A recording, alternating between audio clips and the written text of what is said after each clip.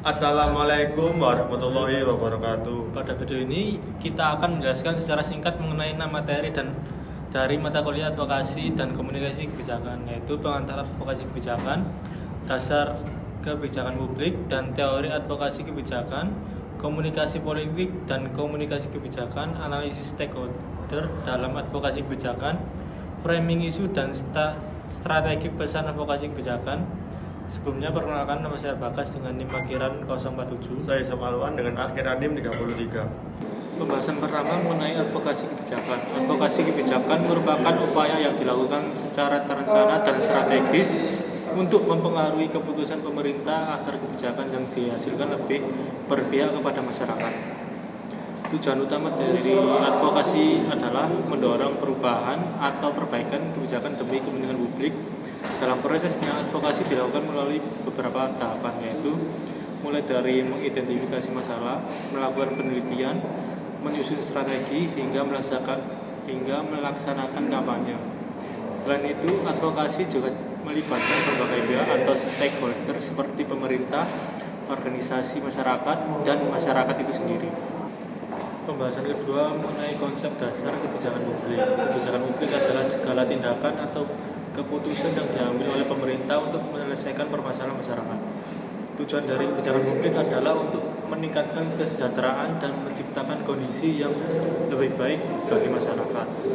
Dalam pelaksanaannya terdapat beberapa aktor yang terlibat, seperti pemerintah sebagai pembuat kebijakan, serta lembaga swadaya masyarakat yang berperan dalam memberikan masukan dan pengawasan.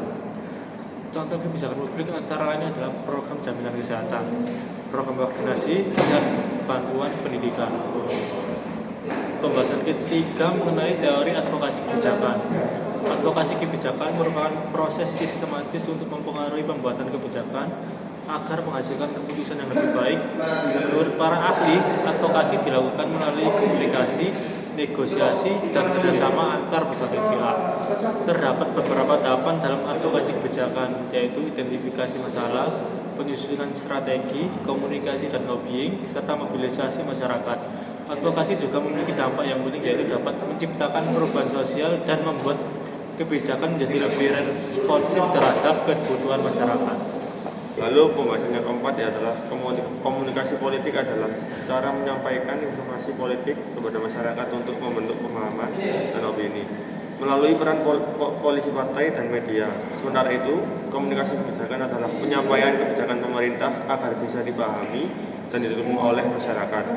Prosesnya meliputi penyusunan, pesan, dan pemilihan media yang tepat. Namun, sering muncul kendala seperti miskomunikasi dan kurangnya koordinasi sehingga perlu diatasi dengan transparansi, partisipasi publik, dan pemanfaatan media digital. Lalu pembahasan yang kelima, analisis stakeholder adalah proses untuk mengenali siapa saja pihak yang memiliki kepentingan atau pengaruh suatu kebijakan. Mereka bisa berperan sebagai pendukung, penolak, atau pihak netral. Prosesnya dimulai dari mengidentifikasi, pengelompokan, hingga memetakan stakeholder berdasarkan tingkat kepentingan dan pengaruhnya. Biasanya digunakan alat seperti matriks stakeholder dan analisis jaringan. Dari situ, strategi yang dilakukan meliputi komunikasi yang tepat, negosiasi, membangun kerjasama, serta mengelola konflik dan membentuk aliansi. Jadi, pemahaman stakeholder dan komunikasi yang efektif sangat penting agar kebijakan bisa berjalan dengan baik. Lalu, pembahasan yang keenam membahas framing isu dan strategi pesan dalam advokasi komunikasi kebijakan.